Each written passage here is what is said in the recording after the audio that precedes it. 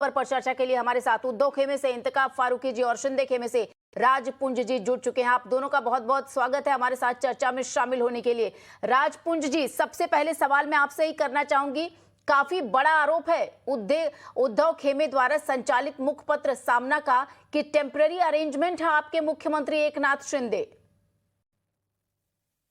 देखिए श्वेता जी, सबसे बड़ी बात यह है कि इस प्रकार के आरोप प्रत्यारोप तो लगते चले आ रहे हैं और इसमें कोई इशू नहीं है। जब से इस प्रकार से हमने हिंदुत्व का दामन थामा है, तब से इस प्रकार से आरोप लग रहे हैं।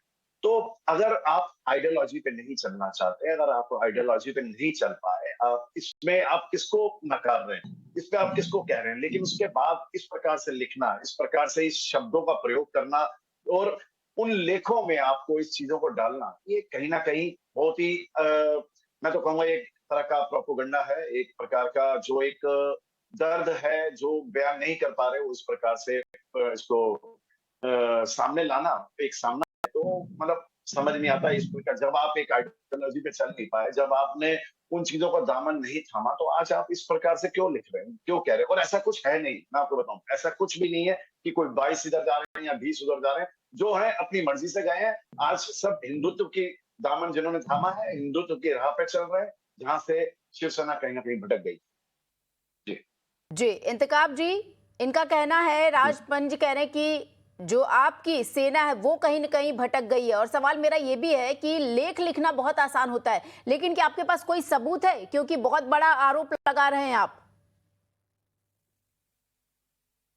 देखिए, हमारी जो शिवसेना है वो महाराष्ट्र के आप अभी भी देख रहे हैं कि जिस तरीके से लोग मातोश्री पर उद्धव साहब को प्यार न्यौछावर कर रहे हैं, हर जगह से लोग आ रहे हैं, उनसे मुलाकात कर रहे हैं, आदित्य जी को भी सम्मान दे रहे हैं। हम ये नहीं कह रहे कि हम किसी पे आरोप करना चाह रहे हैं या कुछ भी है। हमें हमारा जो पक्ष है, हमें ये पता है कि उद्धव जी को सम्मान मिल रहा है और उनको महाराष्ट्र की जनता प्यार करती है। और अभी ये जो अपकमिंग इलेक्शन है, इसके लिए वेट एंड वॉच करना है और जो भी फैसला हमारे सामने आएगा वो सबके सामने होगा। जो भी ये अपकमिंग इलेक्शन होगा बीएमसी का, तो उसमें हम सब को देखने मिलेगा कि किसको जनता कितना चाहती है।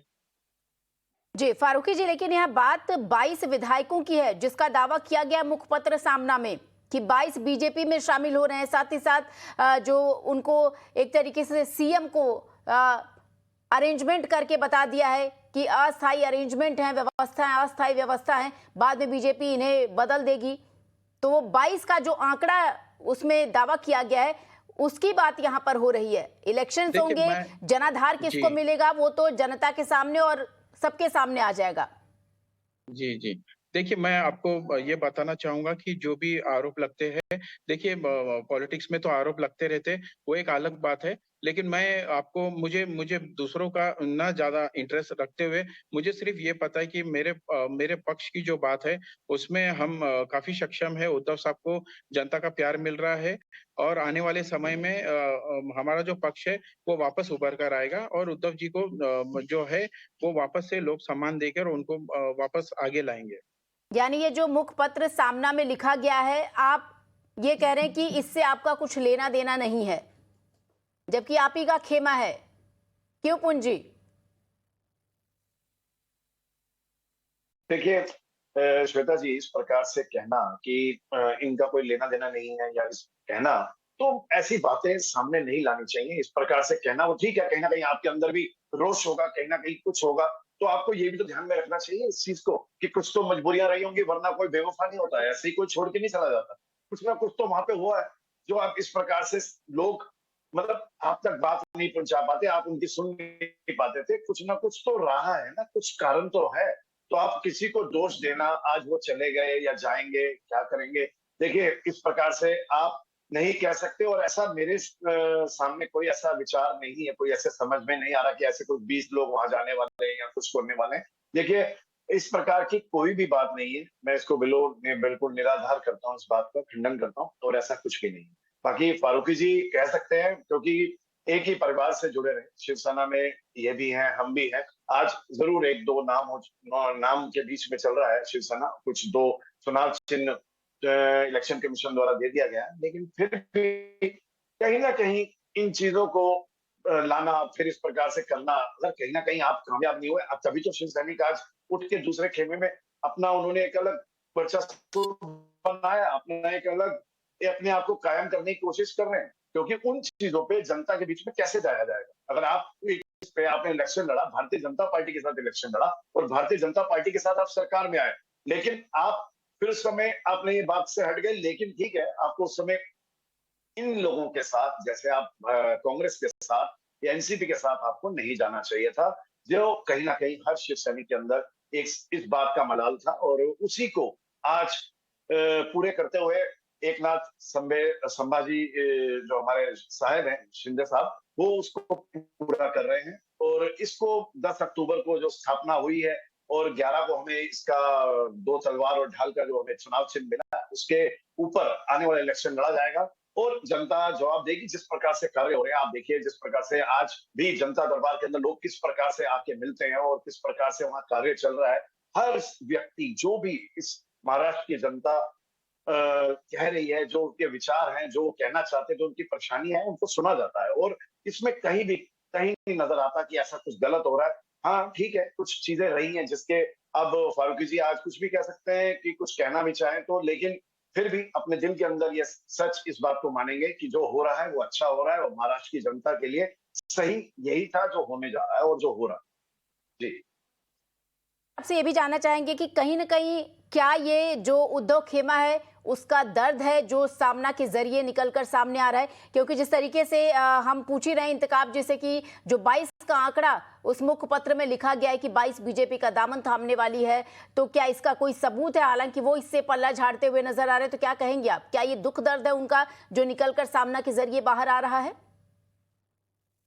जी, जी, श्वेता जी, बिल्कुल। ये इस प्रकार से कहना, मतलब कोई भी एक चीज़ का प्रोपेगेंडा तैयार करना, एक प्रोपेगेंडा को तैयार करना कि ये इसका दर्द ही है जो सामने आ रहा है और ऐसा कुछ भी नहीं है। मैं आपको बिल्कुल इसका खंडन कर चुका हूँ और कह रहा हूँ, इस प्रकार का हर एक एक किसी के मन के अंदर एक विचार करना उस चीज़ का गलत है और ऐसा कुछ भी नहीं है। सभी अपने कार्य में लगे हुए हैं।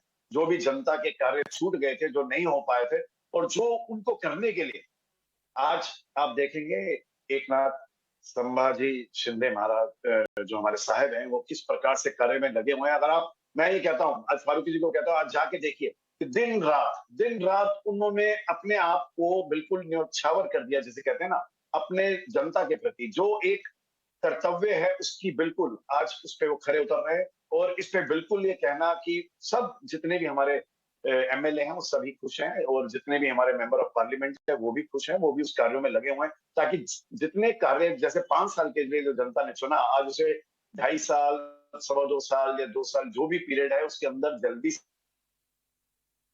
उन कार्यों को पूरा किया जा सके। नहीं तो अदरवाइज आप देखेंगे कि बहुत ज्यादा इसमें बहुत ही ये जनता बिल्कुल वहां पे महाराष्ट्र के अंदर आप देखेंगे जो रोड्स की हालत है या जिस प्रकार से थी, आज कार्य को कहां तक रोका गया और आरे के प्रोजेक्ट के ऊपर भी आप देखेंगे किस प्रकार से कार्य को रोका गया। आज उसको भी दोबारा चलाने का जो यत्न है, जो प्रयत्न है, वो भी चल रहा है और शीघ्र ही महाराष्ट्र की जनता इन चीजों से बाहर निकल पाएगी, उनके जो कार्य पूरे हो पाएंगे। जी बिल्कुल। इंतखाब जी, जिस तरीके से आप कह रहे हैं कि इससे आपका कोई लेना देना नहीं है, लेकिन बात ये भी निकल कर सामने आती है कि जब तक आग नहीं लगती धुआं भी नहीं निकलता है। यानी आपकी पार्टी को, आपके खेमे को कहीं ना कहीं किसी जगह से कोई सुगबुगाहट मिली होगी, इसकी वजह से आपने पूरे लेख में इसका जिक्र कर डाला है। देखिए, वो एक प्रतिक्रिया है जो एक सामना में अगर जो आप कह रहे हैं कि एक आर्टिकल छपा है या जो भी है, लेकिन मैं अभी जैसे राजपूत साहब ने एक सवाल किया था, तो मैं उनको बताना चाहूंगा कि जब भी एक पक्ष जब तैयार होता है, तो उसमें जैसे कि महाविकास आघाड़ी सरकार है, इसमें तीनों नेता के जब एक ये 3 जन की सरकार बन के ये बनी हुई है, तो इसके तीनों नेता के साथ मिलकर, बड़े नेताओं के साथ मिलकर ही सारी चीजों का जो भी निर्णय लिया जाता है। तो अगर हम बोलेंगे कि इसमें आपने जो कांग्रेस के साथ में या एनसीपी के साथ में आपने मिलकर जो सरकार बनाई, तो उनके जो लीडर्स है उनको भी वही सम्मान देना पड़ता है जब आप सरकार में होते हैं। तो ऐसा नहीं होता है कि आप मतलब सरकार आप तीनों की बनी है और आप किसी को सम्मान ना दो। तो ये बात भी कहना बिल्कुल गलत है। जी।